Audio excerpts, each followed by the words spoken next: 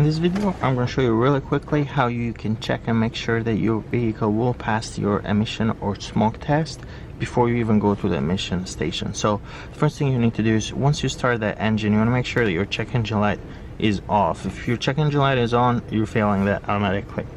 The other thing is, let's say your check engine light is off, but let's say maybe you either just cleared the codes or you disconnected the battery, and in both of those cases, if you just did that and you take the car to the emission station, it's not going to pass, because the vehicle has to monitor all these different emission systems to make sure they're working properly, and then the system like checks them, basically puts a check mark, says okay on these different systems, and that's how it knows everything is functioning properly. So I'll show you how to use this simple OBD2 scanner to find out, and it only takes like 2 minutes. So first you want to plug the scanner under the dashboard. So let me show you where that port is.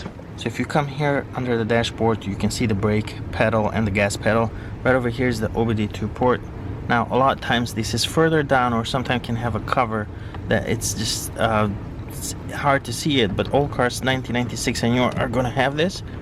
And you want to plug your OBD2 scanner in there. So now let's take a look at what you need to do.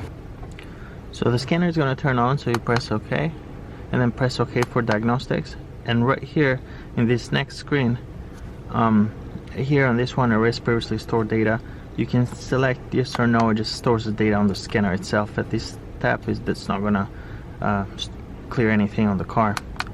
But here this says check engine light is on, and then monitors incomplete. This got 5. It's got to be 0 down there.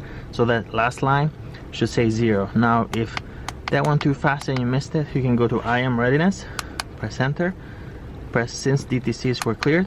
Here you can see check engine light is on, but let's say you just cleared it, or maybe you disconnected the battery, so that's going to say off.